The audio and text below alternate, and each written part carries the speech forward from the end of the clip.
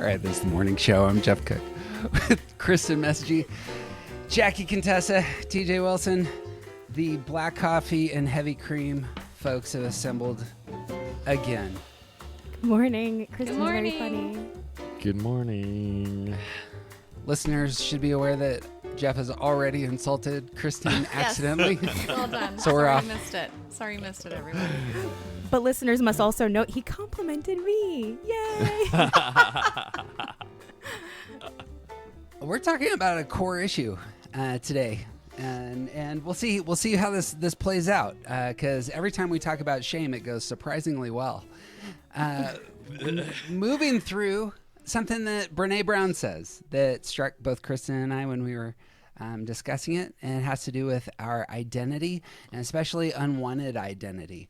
Brown points out that unwanted identity, get that idea in your mind, is the strongest elicitor of shame in our life.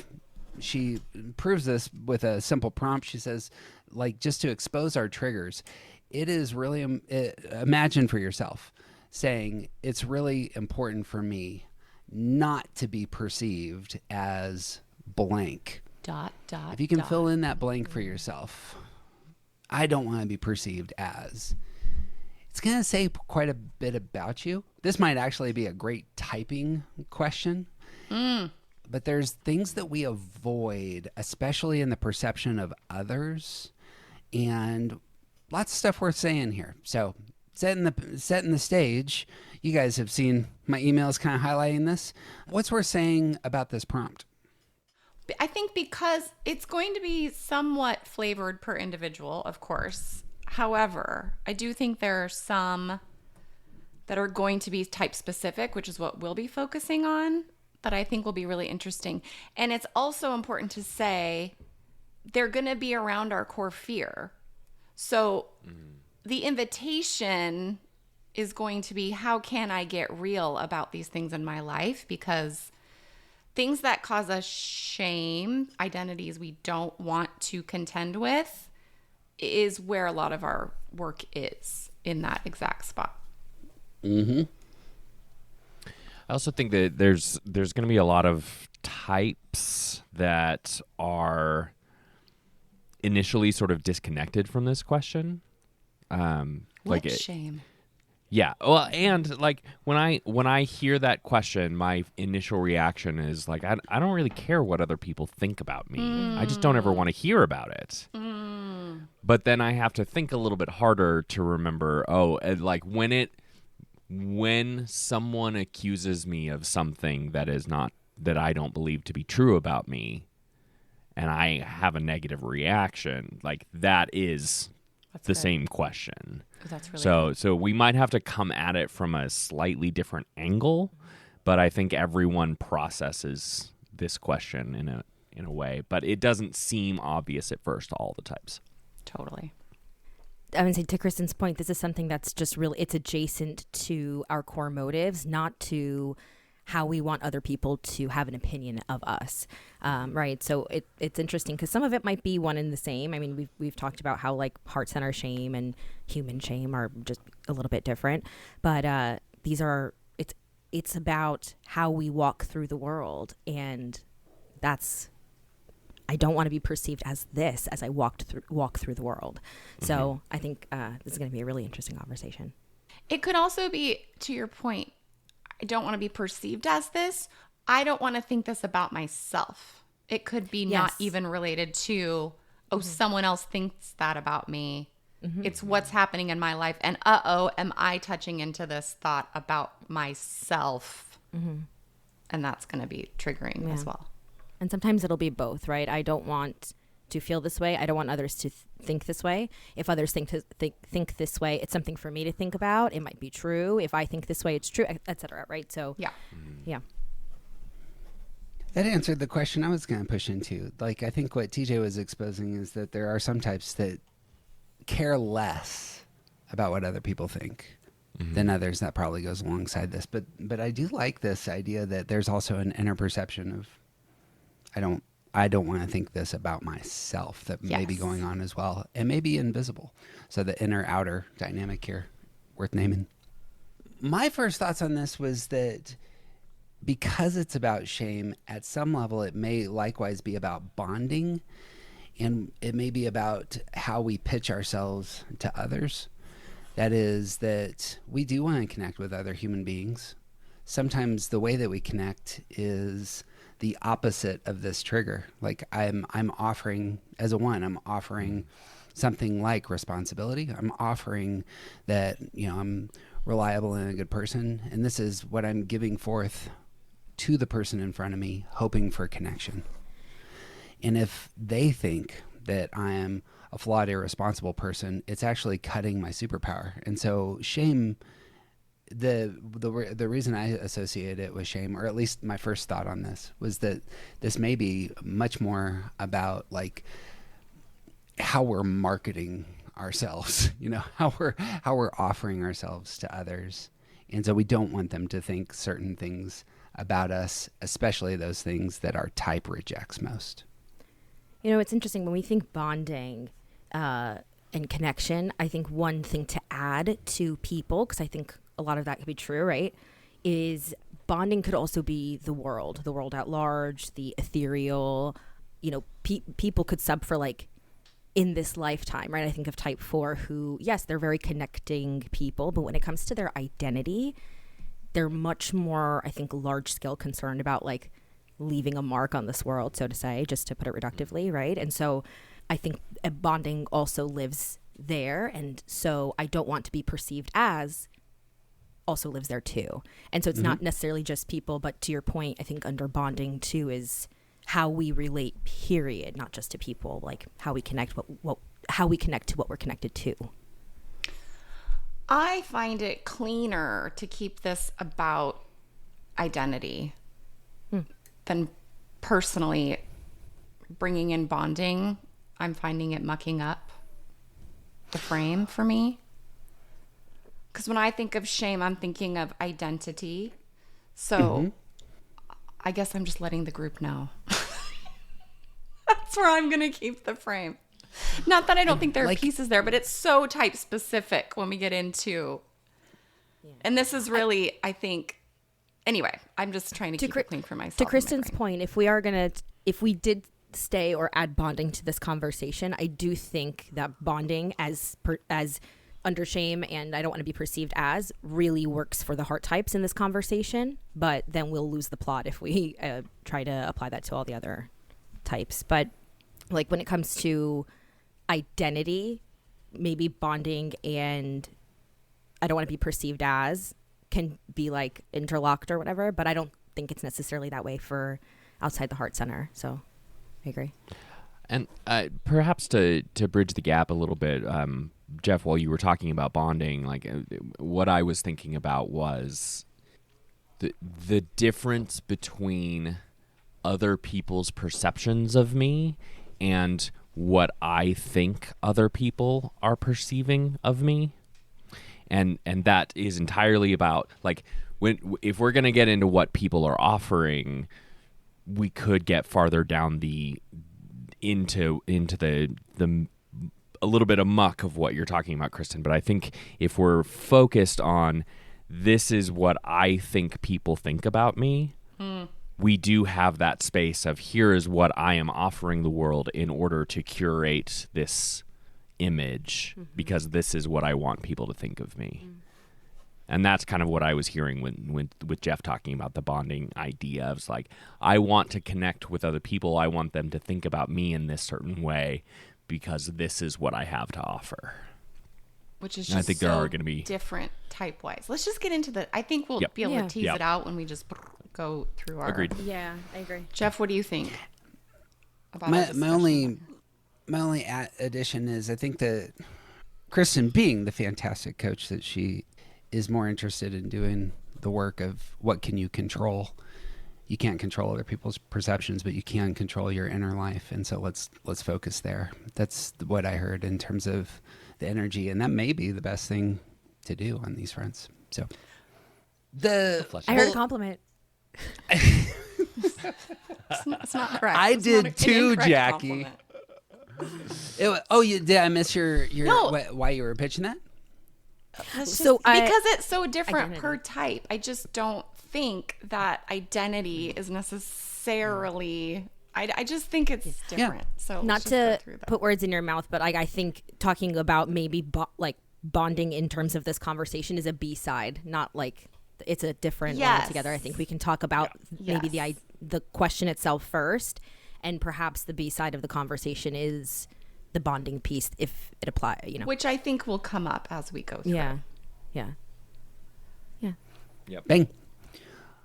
I think we should start with nines. Let's start with nines. Let's start with nines. I think we should start with nines for a handful of reasons. One, I think that inner side is going to be severe. I think that TJ is exactly right in terms of like how much do you value other people's perceptions. But I do think that something's going to come out here in terms of what does elicit the anger of nines based on other people's opinions that's worth talking about. But should I start, or do you want to just say what you avoid identity-wise? I mean, it's such a hard question for me to ask because I'm adapting to any given scenario. So which comes to one on my list. Yeah. A 9 doesn't want to be perceived as disruptive, Yes. demanding. And you could potentially go as far as saying that a 9 doesn't want to be perceived. Period. Yeah. Yeah. But since we're not going to go all the way there. I'm really curious because it seems there's a balance, like all things nine-ish. You got your fingers in a bunch of different cracks in the dam that's going to burst open. Yep. There's not being perceived. There's also not losing connection. Yep. If you're not perceived, people will leave. Yeah. Yeah, but we don't know that until it happens. We discussed, and it was one of the most fruitful parts, I think, of our discussion on Lincoln, was that it was an example of this, that the 9 is perceived as not emotionally caring for his child. Yeah. Which hits. Yeah. That's about connection. That's about fear of loss. And there's What's I the would get the context sense for this? I feel lost. The movie Lincoln. Oh, in the movie Lincoln, he's accused of not caring for his children. okay. And we think he's And a of 9 being in this somehow- movie? Mm-hmm. Carry on.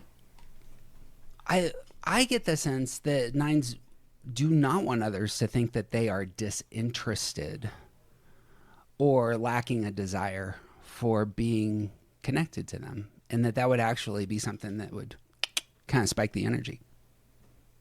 Yeah. But with a specific asterisk that, like, I don't want to be perceived that way when I'm not that way. Mm-hmm. If people who I don't care about think that I don't care about them, that's totally fine. When I was thinking about this question, it's important for me that I'm not perceived as. The question that I sort of like thought to myself is, okay, what does the type do that's automatic, and what's the perception that's out there in the world, because they're not coming from them, and that tends to be like surprising to each type. So what I have for type 9 is, causing a problem, or a disruption or a holdup. Ruthless, right? So no pity, no compassion, no mercy. It's important that I'm not perceived as at odds or angry with the general flow, right? So I think about, like, for example, like 9's stubbornness, and of course they don't want to be perceived as stubborn. That's just a natural byproduct of what happens automatically, right? So I was trying to think of that standpoint of, we all do these things so automatically, and we're all like, when I put that Instagram poll out there, those were the responses that I heard, were this, not necessarily feedback, but like the impression that they give off about how they walk through the world, how they care about the world. The two big words that I wrote down with 9s was controlling and inconsiderate. I think, like, thinking about in particular that scene in Lincoln, like, so his kid accuses him of not caring about him. Robert says, "You don't care about me. You're only afraid of mom." And that's one of the moments where we see Lincoln's anger come out, and he slaps him. And it is very easy to perceive in that moment that Lincoln is mad at his his son for talking back to him or something. Like any number of things could be in that space. But to me, what that moment read as was specifically that Robert accuses his father of not caring about him, and from the incredible well of emotion that Lincoln has for his son, he is furious that someone would accuse him of that, of not caring. And that anger causes him to hit him. And because the image that we so often put out in the world is sort of supposed to be a little translucent, it is really, really difficult for me when people accuse me of something that I am not representing. When people accuse me of something that they have potentially put onto me. Is it that possible isn't that mine. they've seen something that you don't want to see? I mean, I think that's what this conversation Yeah. is really about. Yeah. Yes. Yeah. Yeah. And like anger comes out as a certain thing, and it's for nines, it's usually actually about something else. Disinterest shows up in a certain way in nines, and it's not necessarily actually disinterest. It's often exhaustion or distraction or something else. It's That's good. Bang. Do we hit 9 sufficiently?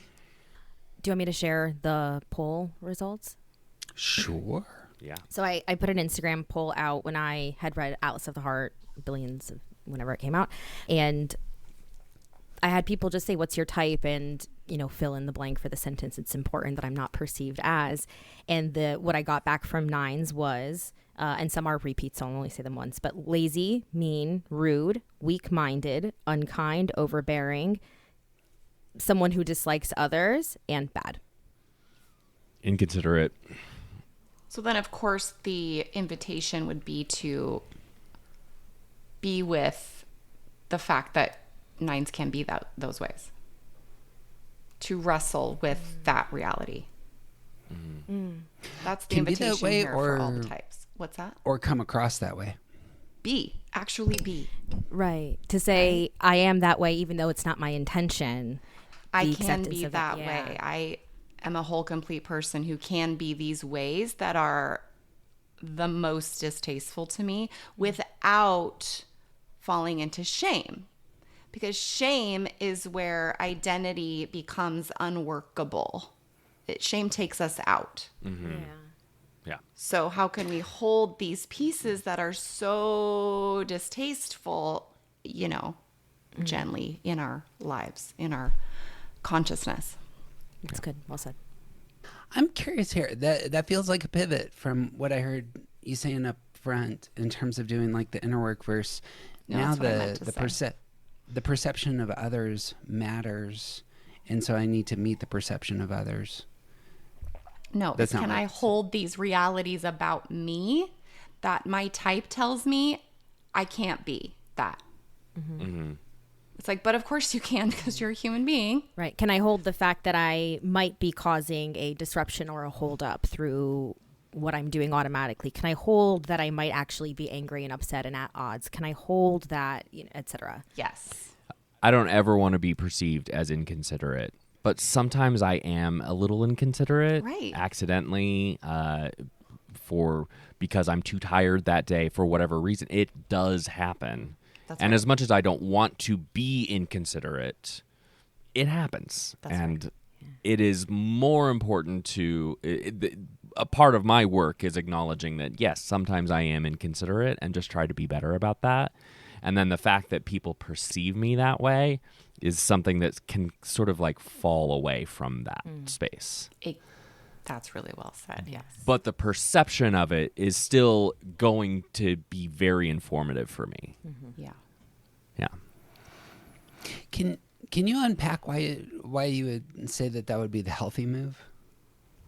Me? Anybody? Well, yeah. I mean, we're all whole human beings, and not being able to own certain parts of our identity and our humanity is what causes the problems in relationships with people. When someone can clearly see something and it's like, I'm not that because I can't handle it. Or maybe when we get to 6, I can be more specific, but it's incredibly important that we develop enough capacity to be aware of who we really are and not just who we think we need to be. It's a maturity. It reminds me of that quote from Upton Sinclair. I'm paraphrasing it. So I guess it's from Jackie Contessa. It's impossible to get someone to understand something when their whole identity is based on not understanding it. So to be able to accept these as neutral because they are true and say, okay, I can accept that I'm a person who goes here. I can also accept that by not continuing to perpetuate these patterns, I can go another way. So to accept it and to say, yep, this is true, this is fact, is the first step in any kind of work. And perhaps a rock that we need to turn over, some of us, or a good step for the work, if we're like, hey, where do I start? What do I do? Is to be able to complete the sentence for ourselves, right? It's important I'm not perceived as, because what's under that rock is something that we might not want to be perceived as because we possibly could be, or there's something adjacent to a motive or what have you. But to be able to accept it as true, neutral, possible, just is, to accept reality is the first step to any work, I think. And I think about 8s. We talk about this a lot from sort of the other side of it with 8s. Let's do them next. And go backwards. Sounds great. Yeah. Because 8s, just to finish that seg, the 8s are most disconnected from the impact they have on other people. Mm-hmm. And so sometimes when 8s are accused of being a-holes, like their inner perception of themselves is that they were not being that way. Right. But they're disconnected from how they're perceived, from the way they impact other people. And so part of the work is not necessarily like, it's not that they need to be nicer, but it might be that they need to be aware of how other people perceive them, mm-hmm. and adapt. And if you don't want to be seen as a jerk, then stop being a jerk. You may not be mean, you may not mean it, but you may be saying things that make you seem like a jerk. You don't have to agree with the definition of what a jerk is. You just have to say, okay, this is what people are saying is jerk behavior. I'm not going to do that. One of the things I have for 8s is controlled, right? They don't want to be controlled. So that's very perceived as interesting controlled? work. Sorry. I think they just want to be controlled, right? They don't want to perceive themselves as being controlled. So what can be hard for them, right, is if someone else is giving them feedback, they have to somehow make it their own idea to change, right? Because if they change because someone else has a thought about them, likely that's going to be, I was just controlled, which is like a no-go. Right. Yeah. That's interesting. 8s. What I have for 8s is, when I thought about it, right, from the what do I do automatically and then how am I perceived, even though it's not where I'm trying to go. Having an agenda or intentions at all, period. Like every time I talk to an 8 about some kind of interpersonal issue, they were just trying to go from A to Z. Like they don't like that it was perceived at all that they had some kind of agenda or intention that had to do with that other person at all. Which is hilarious. Collateral damage, they can sort of be like, okay, I get it. You ate my dust as I flew by. But to be perceived and have to fight against having some kind of agenda, like, right? The other thing I had was discarding others or hurting them on purpose. Like when I'm doing a typing session, you would not, it actually shocks me every time how much more quickly they are to accept the word inconsiderate, because they're like, I was not considering it to begin with. I wasn't throwing you in the garbage. And then the last thing I had was that it's important to them that they are not perceived as being touched by their experience, like being changed or harmed or hurt or impacted by their experience, like what's happening to them. It's a good list. Jeff, what do you have for 8s? My view on 8s, I think, is askew right now. And it may be just because my child's an 8 who, special needs. And it forces a perspective on eights that I don't hear in the literature very much. But I think that eights avoid appearing vulnerable and are very aware of the cracks. I think eights come to the world feeling like they are protected with an eggshell, and they don't tell you that because they don't want to expose their vulnerabilities. So the behavior of discarding, hurting, trampling, that's just behavior coming out of that feeling that I need to push hard outward. So in terms of avoidance in the minds of others, I think it's much more about exposure at some levels. That would be my But are we first move. talking with that would be the sort of unconscious piece. And it might Because be the way you're unconscious. describing it, it sounds a little more conscious than I think they experience themselves. That's fair. I mean, that's probably going to be based on maturity. And I mean, any self-awareness Just is all- going to be yeah. variable. Yeah. Yep. Yeah, because I That don't would be think my they first think they are vulnerable. I think that I recently had an 8 like point blank tell me that fear and respect is the same thing. And like it was very much a conversation about like vulnerability equals a problem. that And I like don't that- have. There was no irony about it. It was very much like this is correct. Right. And yeah, self-awareness was not a part of that conversation. Right. Our friends. I on have, Jackie, I have something that's very similar to I think what you were saying is it's like for them to be perceived as like someone took advantage of them is like more shameful than like to themselves, right? Like to know, themselves yes, is yeah. more shameful even than like, okay, yeah, I blew by people and didn't notice, right? Or was inconsiderate or whatever. They're like, yeah, totally. Right. But if someone kind of got them, that is like Yeah, they're not going to do well with Yeah. that. yeah. You got caught, Nate. You're never gonna hear from them again. They're done. Like, They're that's- done. They're done. Our friends on Instagram, the response to the poll I put out for 8 was distant and rude, ineffective, abrasive. I thought this one was very interesting. It's important to not be perceived as angry at them. Like specifically, like if I'm angry, like angry at the person in front of me. Selfish, and then weak and small. Fork found in kitchen. Did you say fork found in kitchen? Mm-hmm. What does Like that mean? obvious. It's very Oh, sky is blue. A primary for a friend of ours, of TJ and I's, is that he will preface some things by saying, I'm shooting blanks, and then unload anger out into the world. And because he's aware of how he comes across and asks for permission to enter a gear when in safe spaces where he can do that. That strikes me as very a mature posture toward Very in these much. sorts of spaces. Yeah, it's gorgeous. Yeah. I'm thinking a lot about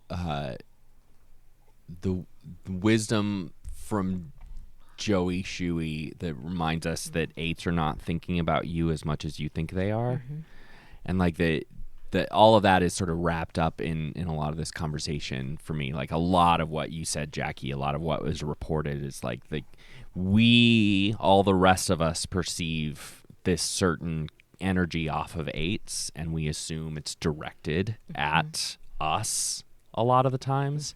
And like that is one of the big things that 8s report as being most harmful to them is that we assume that energy is directed at us, and they're just plain not thinking about us as much as we think they are. Right. and what I 8s think are we're moving. collectively elevating is think more about that. Yes. Be accountable to your Yep. energy. Yep. Yeah. They're not doing it on purpose. They need to be aware that of the way it comes across. That's right. Yeah. But again, that has Except to for- be their decision because they won't be controlled by the collective who's asking them Right. to. Yep. It's not going to work. It's not going to work. Just like a 9. I always say about body types, you can't make a body type do shit. Like good luck. Correct. Just good luck. I'll tell you some secrets for the ones, but Well, yeah. Please Be do. it. We're also going ready to tell to you some take secrets notes. about ones. how to get ones to do. Well, I mean, if you know how to move a one, then you don't need my input. TJ, you said that eights are the most disconnected from their impact on others. I would strongly disagree. It's the sevens who don't understand their impact on others, in my experience. I think eights really actually have a sense sometimes when they hit you. I don't think, like, I've experienced sevens just blowing past. I think eights their- are unaware their until they're experience. completely aware, and sevens Yeah. have reframed some shit and justified along the way, so they can't see what you're seeing when they get to the accountability place. That's it. But The once accountability, eights, they spin. yeah. Yeah, go ahead. Sure. Sorry. Well, no, I cut you off. But like once eights see it, they don't like. There's a lot of trying to negate reality, but then once they see it, they don't unsee it. But for sevens, it's like they were spinning along the whole way, and they're not on a. They're like, it's all rose colored. What are you talking about? The only reason I bring that up is for the purposes of the conversation being that unwanted identity. Is that even going to phase the seven, and how does that play? This was the hardest type for me to put my thumb on. It does. One of the most helpful things you said to me, Jeff, when I was talking to you about a conversation I was having with my husband once, and I was like, I just can't understand like where he's coming from with this. And you your only response was, everybody gets their identity from somewhere. And it just got me to think about it very, very differently, because he's not a hard type, but everybody gets their identity from somewhere. And then to that point, that could just be, it only matters to me who I am and what my identity is as I go about this world. And you can still answer the question. It's important that I'm not perceived as, for example, negative, or the reason that things got heavier or took a turn. Anxious, because it can't coexist with being free-spirited, right? And wanting to control others. They don't want to, like, one of the biggest places you'll see a seven get angry is when you tell them what's happening, and when what's happening is that they are controlling other people through their frustration and impatience because shit's not going the way a dog went into frame. What was I supposed to do? He threw up. But they don't want to be through the perceived. frame. But they don't want to be perceived as wanting to control others, because that, right? So like it's everyone gets their identity from somewhere, and what you see sometimes is that's, obviously that's part of motive, and you go through life and it just pops, and it's, yeah. So I thought that was interesting. I want to hear what you have for seven now, if you had a hard time with it. Jeff. I felt like sevens, and this really goes towards the inward. I had not thought about the inward perception, but giving off the appearance that they are overwhelmed, that they're defeated by life, that they are limited, that they're trapped. These are, like, I think sevens will, especially in their outward posture, will spin, no, I'm above this, until they absolutely crash. And even when they absolutely crash, they'll commonly do so like away from everyone, as it were. So I know I'm taking up airtime on this, and I want to hear what everybody has to say. But to your point, what people on Instagram responded wasn't really, I don't want people to see me this way. It's important that essentially I'm not this way. And you hear it all is very adjacent to their motive, right? So what people said as type 7 was a wet blanket, boring, selfish, careless, in the same place that people left me, and flaky.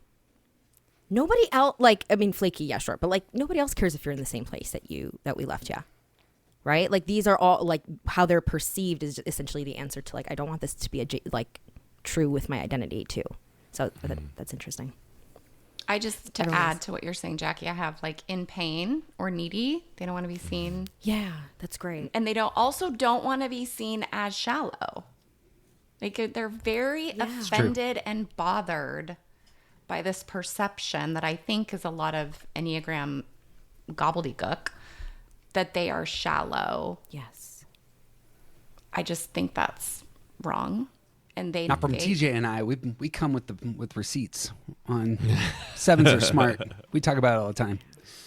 But you're right. They're smart. They come across. They are thought I mean, to they're be. interesting, Yeah. and they're frustration types. They are not. Yes. They are really dealing with so much internal discomfort that they're trying to get, get away from. But to be perceived in this way that is just this sort of, floaty, shallow thing is understandably, I think, offensive to them. I actually want to build on this for a second. I hadn't thought about it. Sometimes we weaponize the thing that we don't want to be called or accused of most. So for eights, you see this all over the place. The energy coming at you to make you feel vulnerable is because they don't want to feel vulnerable. Right. Sevens make me feel dumb when we're in a fight. That's actually where they go, and this is why. Does that make sense? No. It's like what I hear is essentially people projecting their low. They're projecting their low, their most woundable area to their self-esteem, their identity, their ego, their confidence, etc. Right? So they go for what their below the belt is in another person to destabilize. So so what do you think? Sevens would do what in a fight then? Try and make you feel dumb. Try and make you feel dumb. Interesting. That's that one reach, isn't it? Stress, The biggest crack I've experienced with my father came here in terms of we're dialoguing, and he went to this space for some reason, and like cutting down my intellect, and it actually really hurt me. And I just knowing that is the place he went when things weren't going his way in the conversation. Yeah. And especially his own insecurities around his kids and the blow up of the whole country politically. And we're debating things that in my view matter on those fronts and need to be wrestled with. And I put way too much energy into them. That was the place he went. He kind of saying you're making things matter that aren't that important. Only somebody who's stupid would make that kind of argument. That's a flavor. I mean, you can't say that all sevens would ever say something like that. That's a flavor of course. I'm giving like an example of how that might materialize, but it is, notice it's the cutting down of somebody's intelligence. It's saying it's what your perception of the world is flawed. That's their center. It's a good example of how they'll use, for example, insecurity tactics, frustration, impatience, being an idealizing type, etc., to essentially get out of discomfort as quickly as possible. It's not about like I do agree with the sentiment that, like, for example, in our lowest moments, like the things that I notice, like I can actually call out that I did to people are the things that I don't want done to me, right? My husband, the same. I'm like, stop apologize for things that I care about, not you, right? But so there is a projection of that, but also at the same time, like a seven. I heard that. First of all, I'm so sorry that happened to you, and it's not true because you're one of the smartest people I know. It's a long time ago. It's just an illustration now. But I heard that a seven was uncomfortable, and that's it. It's done. What are you going to say after that? TJ, I cut you off. I apologize. I mean, that's how most people who can't handle any kind of big emotion try to end fights. Well, but it's a superiority of understanding that comes out in. I don't think that necessarily comes out from all types, but it comes out from so many. I feel like I mean, go online. Most people are calling each other stupid these days. I guess that's why I'm like, is that a good seven example? That's literally how people are communicating everywhere now, right? Like, only common sense, everybody. No one has common sense. Do your own research. Do your own research. Yeah, exactly. Go and touch grass, you cow. Yeah. Anyway, should we pick on six? Oh, last words on sevens. We can pivot. Yeah. For me, I want to double down on the not doing okay aspect of sevens don't want to be perceived this way, and there's an interesting juxtaposition there with, like, they don't want to be the dancing monkey, but they don't want anyone to ever think they're not capable of being the dancing monkey. Totally. Yes. And anytime you get close, say that again. And they will give you a problem, and then you'll try to like work on the problem with them, and then there's no problem. Yeah. Or they've got it. And it's like, I didn't start it. You said a thing. And then I tried to go a little deeper, and it's like, there's no problem here. Yeah. It's like, okay. Yeah. It gets really interesting, is especially if you're close with a 7 and they have any kind of depressive experience. Like it becomes this space where like us who love 7s have to work really, really hard to get that 7 to share it with us, to let us help them, because they don't want to be perceived as not being okay. I have to be real close to someone to work that hard. That is. Before you say anything, I think one of the things, like to TJ's point, it's hard to share it because to share something, you have to really accept it first. And when there's something you really cannot reframe, how do you accept it? Like, it's the dead end. Like, I can't really reframe this at all. It is. So it's hard to like share that, because I have to accept it. I have to it, all of it. Sorry, Jeff. Yeah. Well, but hold on, just to bring in some collective empathy, right? This is where we're getting to the core fears. Yes. And so we would all love to be like, gosh, can a 7 just like land in their own pain? No, they cannot. Or they think, I don't know what they think's going to happen, but their subconscious will not allow It's going to unhook its jaw and swallow them whole, and that's it. Their It's pain over. is lava, and it's going Exactly. to destroy everything. So what seems possible or doable to the rest of us is because that's not our core wound. Yep. Supposed to elevate. I think you guys are saying this correctly. We are naming the excess here for 7. One of the pivots that's real helpful for 7s is that they can engage their stress number, and something happens there when you move into one space that really counteracts a lot of this. So that I have a debilitating illness. I'm an alcoholic and cannot get control, is something that can come out in one space. But until you move to one space, if you're in excess as a 7, you might be hiding that debilitating illness for a while, in terms of, again, you don't want to be perceived as a drunk. The other thing I just want to add here is our society really values what 7s can do, and really highlights like mind over matter.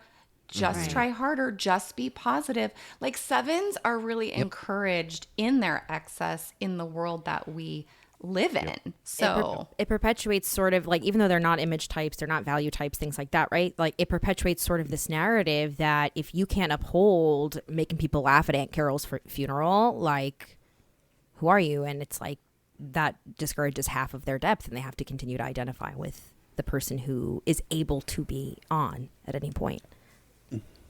So, and not only on, but like, there's something very depthy about the way 7s can be. How am I trying to say this? 7s are great in spiritual settings, right? They're like, Yes. God's got this. God, like they are really good at doing what kind of we're all supposed to do when it comes to faith, for example. And it's very confusing and hard sometimes to be around a 7 who's extremely good at what they're doing, because they're right. But it's like they are overworking themselves. They're like offering, it's kind of the opposite of, Jeff, what you were saying. It's like they're offering to other people what they need to do a little less of, but what other people can really benefit from. Is this making sense? It's really... I would want to plus that slightly, is that I think 7s don't care about you actually doing the thing. They care about you feeling and thinking a certain way. Yeah. And so the reason that 7s thrive so much in spiritual settings, in my view, ends up having to do with that combination of optimism, emotions, and spinning it with their head in such a way that you're like, think about these things that allow you to rise. So we're not doing anything now, really. What we're doing is engaging that thought and engaging those feelings and being filled with them and elevating. That's why they're great at funerals. That's why they're great on stage at a pulpit. And why they can be great pastors. That's how I'd frame that. But Levity, but not meaninglessness. yeah. Right. Thank you. That's what yes. Because they can be very depthy and it's very compelling, actually. Okay, before we go to sixes, did we finish on sevens? I got all like, I feel like I'm always like justice for sevens on this podcast. You gotta defend them because I was like, I'm gonna keep my fucking mouth shut or I'm gonna get a divorce. No, because I really... you gotta speak up for them. People don't talk about it a lot, but I feel like they're one of the most represented in Enneagram teachings. I just feel like people do it. And people are only talking about like the blonde bright side sevens named Christy, and no one's talking about the moody utilitarian sevens at all. Seriously. But sevens, if you're listening, you can be boring. You can be negative. Oh, yeah. Just be you. Get and right also, with that. we're done stalling. Let's talk about sixes. Kristen, how do you not? I have a solid list here. Do you List guys want to us go? up. No. We don't want to be seen as irresponsible. We don't want to be seen as not thoughtful in any way. We don't want to be seen as naive or gullible or weak, which I think people really miss about sixes, that sixes do not want to be perceived as weak at all. We don't want to think that we're weak. We don't want to be needy. It goes on. Disloyal. You know, we do not want to be perceived as having missed anything ever. Just hilarious. Like different from FOMO, but sort of like not not seen missed or an clocked. activity, like missed Not clocked something. not clocked something. That's a good way to say it. Excellent. Yeah. Yeah. If people are like, "Oh, haven't you thought of?" That is like that's an immediate offense, right? Criminal Of course, I fucking thought of it when you talk.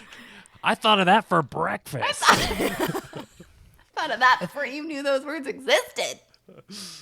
As an outsider, my impression is that sixes get a lot of feedback from folks more than others on these fronts. And so my assumption is that some of the infire would be you complain too much, you're a downer, or you're insecure. And I mean, I don't get that feedback, but I have heard that. Some people who are not me have definitely been called insecure. I hear from sixes all the time that they get all this feedback about themselves. No, and but I'm I think I'm it's like, actually who is in sometimes your inner specific circle? because I think that's fair. I on both the Instagram poll thingy that I checked and like the notes that I prepared, you know, insecure was like a large theme there, but I think insecure is not like I'm so little and so small and so I don't but synonymous with gullible and naive. I think insecure is I'd pair it with lacking confidence. or lacking confidence is yeah, but most sixes aren't like, I'm so confident. So that wouldn't be like a hidden. but I don't think they want to be perceived as like, because I think if you say to tricky. a six, if You you want say to be to a perceived as six, confident, because that's risky. Too confident is. Yeah. You don't want to, like, it's competence is acceptable, right? Competence, yes, is desired. But confident is a very tricky word for sixes. I think that's fair. Yeah, because if you're perceived as like so confident, well, then you're in 3 territory, and that's dangerous. So you want to be perceived as correct, not personally confident. On that sort of funny hair, like kind of Which splitting they all words are, with a yes. hair, I find that like sixes do not want to, and this is going to be like a little hello pot. This is kettle. I'm black.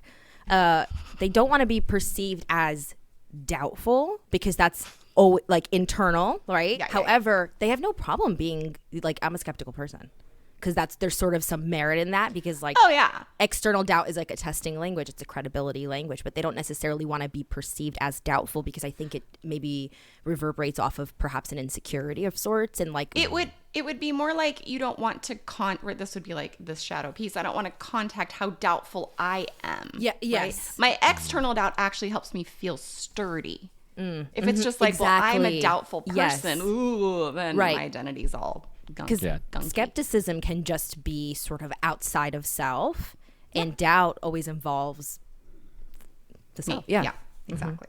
Well, Also negative. and doubtful comes across as negative, but I'm not doubtful. I'm just a realist.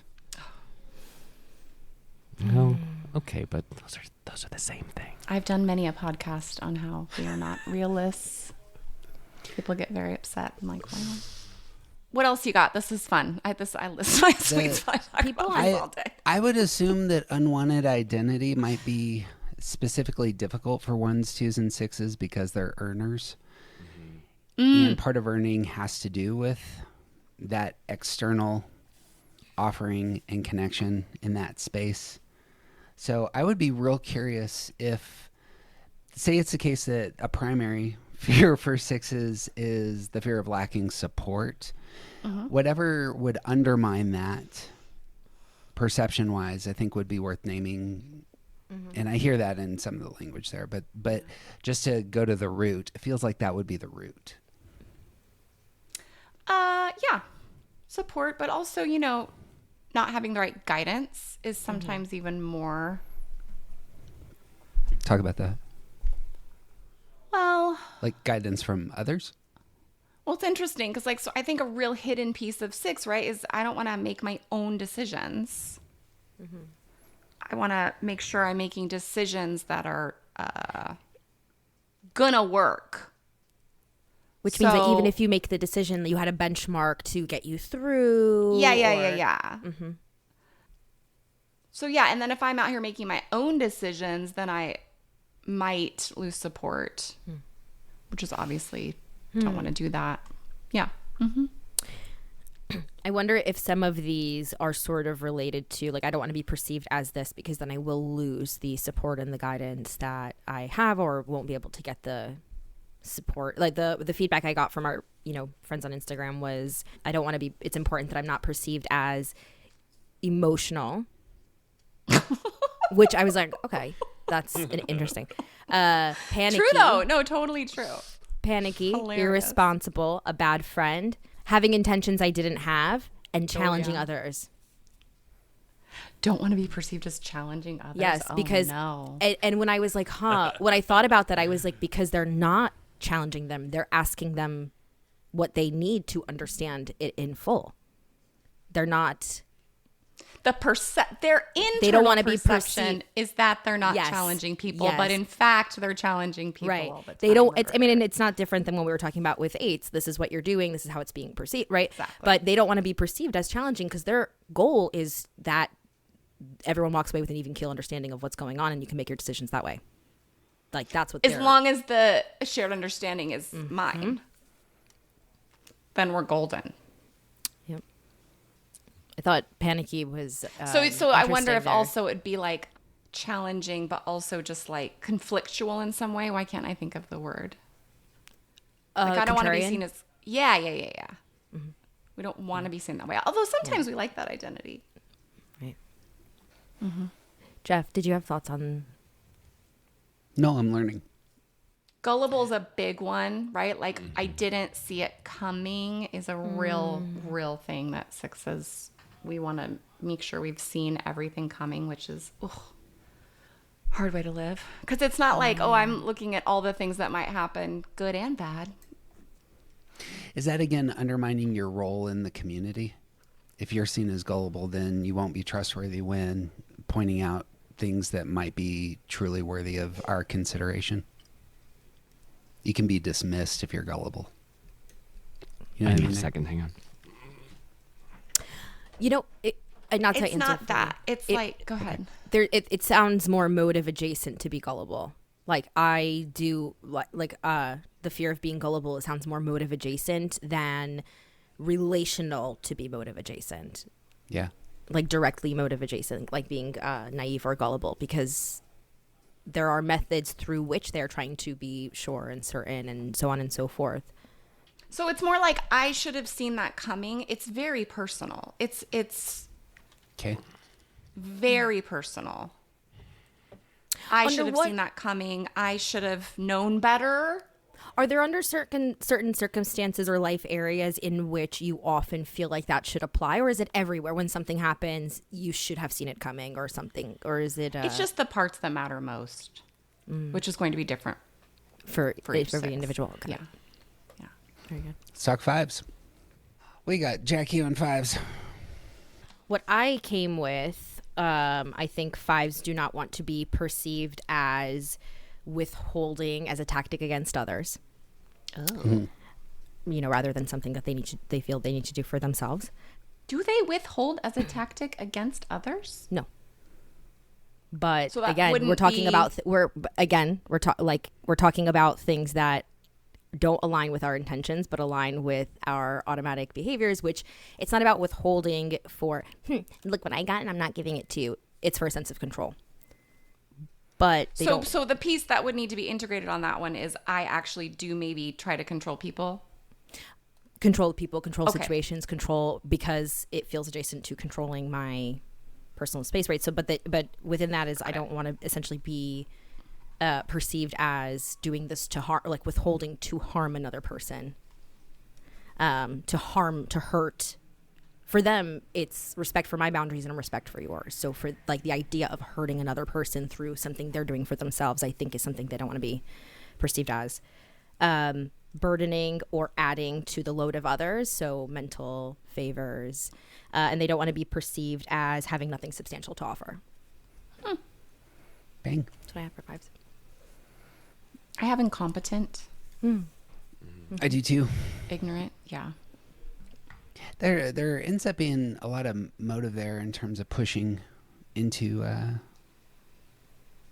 shoring up that knowledge side. I think that fives are another one that we could say that they don't want to be perceived. Yes. They want what they put out to be perceived for what it is. Well said. And so like the underlying motives and like all of the other stuff, that is for them. What they have offered you is the only thing they want to be perceived. And so like the idea of being needy, being a burden, being incorrect, like all of that to me is sort of the same thing. It's like the stuff that they're holding is stuff that they don't want perceived. I really struggle. This is just like, as a human being, you think they don't want to be perceived. Because they're not a gut. Sorry, please go ahead. Because they're the observer, because they're the perceiver. They're not a gut type, but self-sufficiency and autonomy are really important to them. So we have to it's a similar value, but a very different engine and way of getting it and doing it. And to be perceived is a block, right? Because they are differently relational. Our friends on Instagram said, talking out of turn, judgmental, lacking awareness, cold, non-relational, needy, and incompetent. So yeah.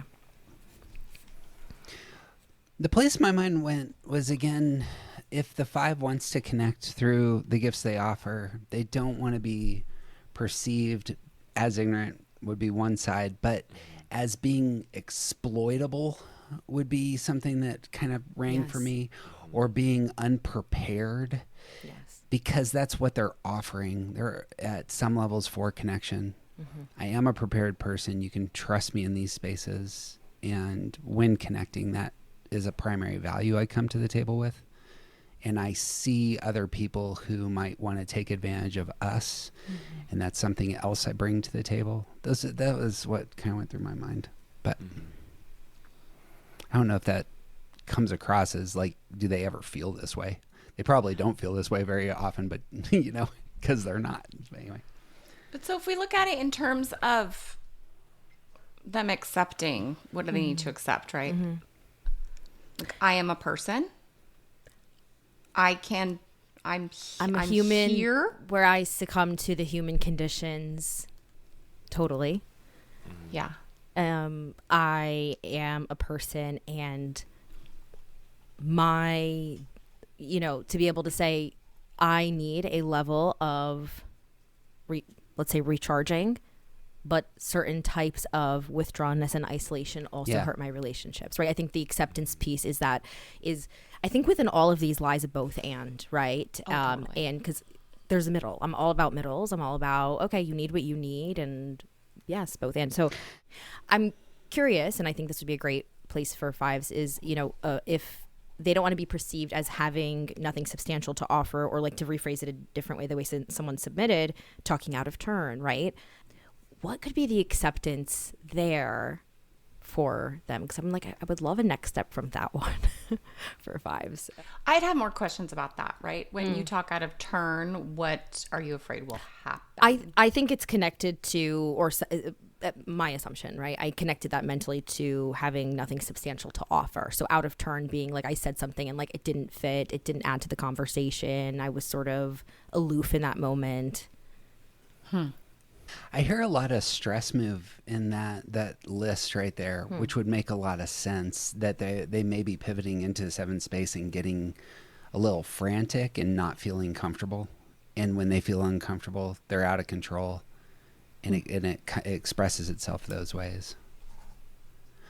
Another thing that I totally missed this and should have said it up front, that fives commonly are perceived as just a brain, and fives have depthy emotions, and we don't. And when accused of not feeling, I imagine that's something that fives don't want to feel, as though they don't have an emotional life. Fives are hypersensitive.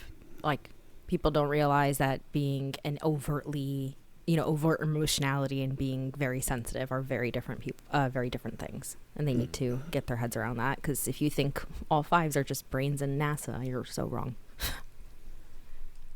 Last word on fives. I'd love to put a pin in this and kind of close and pick up with the other 4, 3, 2, 1 next time, if possible. I would love to hit like anything worth naming here, big picture wise, in terms of what do you do with this. We kind of started out there, but anything worth landing on? I gotta say, Kristen coming in immediately going, what do we need to accept here? Back that ass up. I think that, to be honest, when the other side of the coin isn't just, this is like Enneagram work. Nothing changes, nothing happens if you just name it and know it, right? So if you say, it is important, I am not perceived as, do something with it, starting with accepting it, right? Do something with it to move it out of this shame category and into something neutral, and then something very, very good, right? So my hat's off to, my bras off to Kristen, because to bring that up like right at the top, to put how we're perceived and how we move through the world adjacent to acceptance. Very good. Very good. To unshame anything is to bring it into the light and hang out with it and make peace with it. To some degree, all types are just, the type structure is a partial bit of humaning. It's why when we look at the whole circle, we're like, oh, look, a whole person. Not that we will all ever be equal, in every type. Like, that's not the goal. But for me to be able to own, I can be totally irresponsible. I can miss things. I can be negative. I can be, and that's okay. That's the goal. That's how I live in the world. How do you break up with patterns that you refuse to admit are there, that you refuse to see? Right. Yeah. Well said. Really well said. And it's just very different work. Like when I'm working with sixes, there's so much work in when we can finally get to a place where it's like, oh, maybe I am that thing I don't want to be, and that's okay. It's like a world of possibility and opportunity opens up. But it's almost like that 0 to 1 is the hardest bit of work. If I'm committed to being who I think I need to be, okay, then I don't know. Yeah, and I think that remembering the difference between what we think people perceive of us and the way people actually perceive us, there is a space there. And some of us need to spend more time with the way that we think people perceive us. And some people need to spend more time with how people actually perceive us. Oh my gosh, this is so good. Yes. Because both of those things are important and part of this, and neither of them are always true. We have to do business with that. Well said. Yeah, if a I'm great someone place. who doesn't care what other people think, well then guess what your work is. And if Yeah. I'm someone who's always living in other people's heads about me, guess what my work is. Yep. Totally. Yep. Hell yeah. I love being friends with smart people. Well, hey, guess what? Good morning. Good morning. Sorry. What? That's it. I mean, that was the invitation. I was right. I'm amazing. Good morning. We're back. Love you all, especially you, Jackie Contessa. Friends. We'll see you next week.